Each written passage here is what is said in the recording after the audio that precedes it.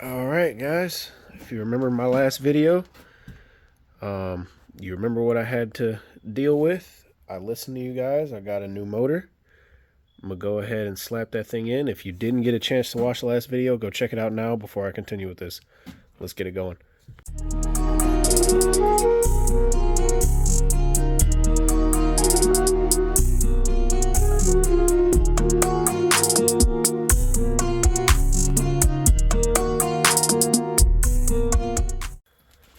Hey, y'all see me in the last video take it all apart, so I'm not going to show that today. But I know some of you guys, let me try and get, ow, jeez, that hurt.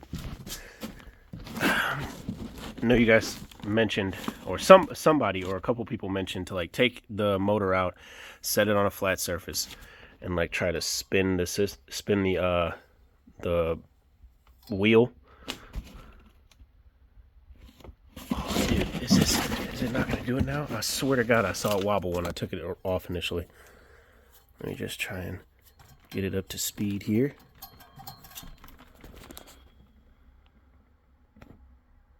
And it really doesn't look like it has a wobble to it. Oh, wait, no. Now I'm seeing it. Now I'm seeing it. I can't remember if somebody said to screw it on there or not. I'd have to look back at the comment, but I do have the set screwed on just so it's tight. And I do see a wobble in it. I really don't know if it'll show up on camera, but oh yeah, it's showing up on camera. So I'm gonna go ahead and swap this motor out. New one's right there. I'm gonna mark it because knowing me, I'm gonna be stupid enough to accidentally set these side by side and put the same scroll cage back on the same motor. So I'm gonna mark that and make sure that that is the old one that I need to take back to the supply house. All right, so I did mark the old motor with an X on it, so this is the new one. And let me just show you guys. It's still got a slight wobble to it. It's hard because I don't want to just spin that thing right up. There we go. It's still got a slight wobble to it, so I'm so confused now. Just a very slight wobble to it. Oh, this unit, man. This unit is, I hate this 5-ton right now. I hate it. And if anybody was wondering, this little stand, this little seat is level. I'm just bewildered. I'm using even words I don't even understand. I'm very confident when I slap this back in, it's going to wobble just the same. And this is just ridiculous at this point.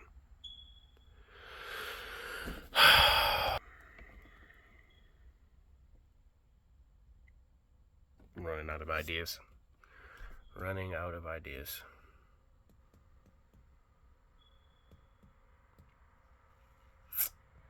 Y'all got any? Alright, just for testing purposes, I got everything hooked back up. I'm going to turn the breaker on.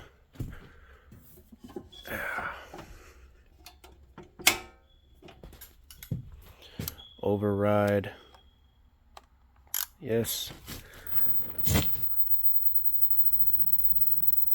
There goes that wobble, and we're in speed tap 2.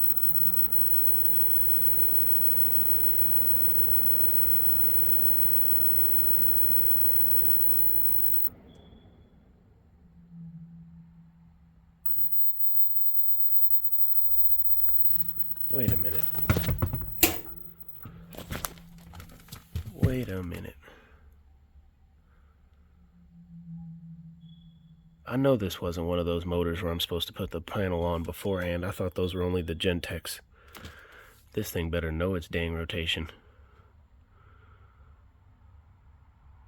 I swear to God. Do that again. Because I had to do had to mentally check with myself on that one. There we go. Now it's speeding up.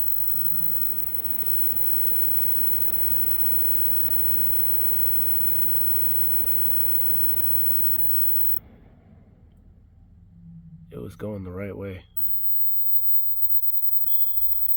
Now it's going opposite. That is definitely not right. Yeah, I need to put the panel on this thing now. Alright. I got a little creative with some help from my boss, who told me something he's done maybe twice in his lifetime as a service tech was something we were going to try today. And that was removing the weights one by one, carefully, off of the scroll cage to see what it would do. He said he's come across situations where he's had to, and I don't know if somebody let me know in the comments if they've had to do this as well. But he removed the weights and the shaking stopped. And I started to compare the weights from the original wheel that I took off last video to the weights that were on the system. I forgot my tablet. To the weights that were on the system on this scroll cage today. So the original one and the one that I replaced. They were different sized weights, in kind of like different positions and whatnot. But for the most part, I was like, well, maybe let's just see if it works. So I took off one, spun it with my hand, and I marked it on the scroll cage where I took it off at, and just marked, hey, this, one for one weight goes in the one spot. And then I spun it with my hand. The shaking decreased a little bit, so I took off the other weight, marked that spot, weight number 2, spot number 2, and the shaking decreased again. So now I'm to a point where I put the motor back in. The unit is shaking, but not nearly as bad as it was, and I have it on the medium speed, the factory speed of what it came with. I am happy, because it felt like I was getting nowhere with this system, and now I've gotten somewhere. It was definitely sketchy. I was scratching my head when he first told me about it, and he was like, try it. And now it'll be something that I think about whenever I come across this type of issue again.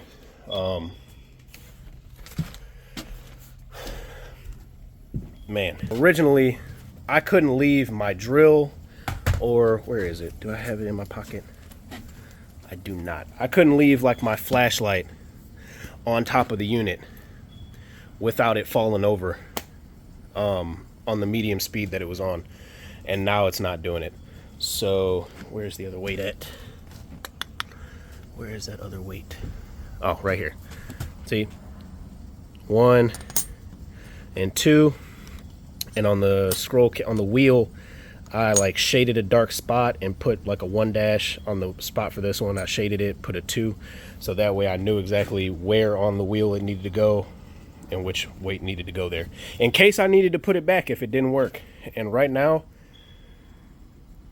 it's working. So I'm gonna go ahead, get everything hooked back up. I'm gonna get my probes back in. I'm not gonna do the static pressure test anymore, because I don't even want to know about it. Not saying that you shouldn't ever do it. I'm just not going to do it right now. I'm got other calls I want to do, so I just want to make sure that the system is doing better than what it was originally, and that I've got good temperature splits coming out. So let me get my tablet hooked up. I'm gonna go outside, put my field piece probes on the outside, and I'll be right back. All right, just to show y'all what we're working with here. Everything's pretty much on the lower end of what I believe they're recommending I should be near, within that range. Suction line's fairly high, superheat's fairly high, subcooling is definitely high. With the liquid line, that's weird. I would imagine if the subcooling was high, the liquid line temperature would be warmer.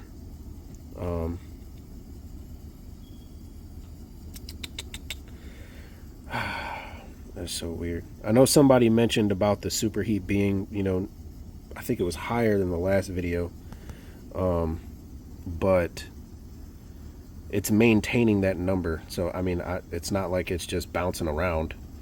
So I gotta believe the TXV is doing its job. It's maybe the superheat is just set to a higher number. I am working with a 5-ton here. I don't know if that makes a difference. I will admit most units that I have to work on are like 3.5 and below. Rarely I get a 4-ton. And I definitely don't see superheats above maybe 18, maintaining 18. Outdoor air right now is 78 degrees in my area. The compression ratio is okay. This is like my second time using MeasureQuick, by the way, so I'm still trying to understand exactly what everything means and what it's telling me, because I'm used to the Fieldpiece app. So I've got, that's almost like a 30 degrees. No, I'm looking at the wrong thing. So I got like a 22 degree split, 24. Does it say the split? Oh yeah, 23.1 degree split.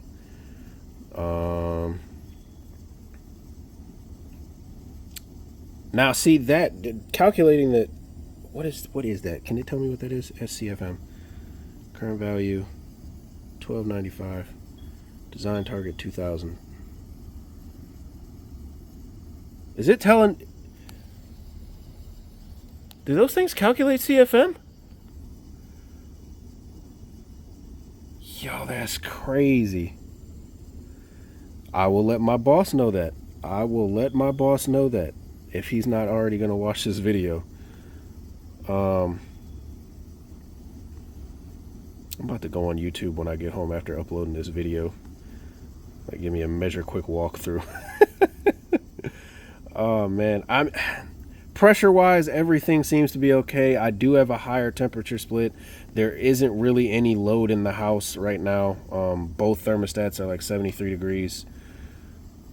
Speaking of which, I do need to go reset them to what they were set for, because I dropped them lower so I could run the system. But I came here to fix a blower motor issue and all that shaking and vibration, and to some degree I have done that.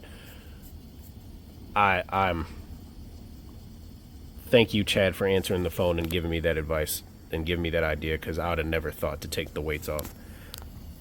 I'm still baffled at like the weights. There was one of these weights and then like a really tiny weight on the original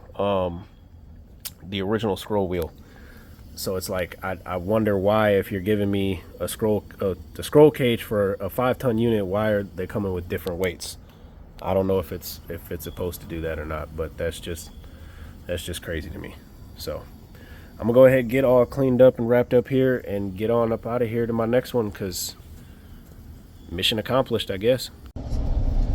Sometimes it's the craziest off the wall, needle in a haystack kind of fixes that get the system going. And I was real skeptic about moving the weights when my boss told me about it, but I thought back to my discount tire days of like putting weight, balancing wheels and everything, balancing tires. And I recalled a lot of times I would put weights on the rim, put it back on the balancer, thinking it would be fine, and then the balancer would say like, no, you're still out of balance. So then I'd have to strip the weights off again, and then the system would just say the balancer would say it's fine. I'm like, oh, okay, cool. And I put it on the system or put it back on the car, and the car wouldn't come back saying they're having a shake. So I don't know how long this will last. I'm hoping it'll last a very long time, or at least the life of that motor. I'm starting to wonder if the original motor was bad. I don't know. This was definitely a weird one, and it's definitely going to be one I won't forget. But I do want to thank everybody for like giving me input on like what you guys thought was wrong. Telling me that I did everything I could. I checked everything that I could. And you guys were pretty much saying like, go ahead, change the blower motor. And changed the blower motor, and it still didn't work. So I had to keep on trying to find something. And I already called, knowing how long it took for me to originally get the scroll cage.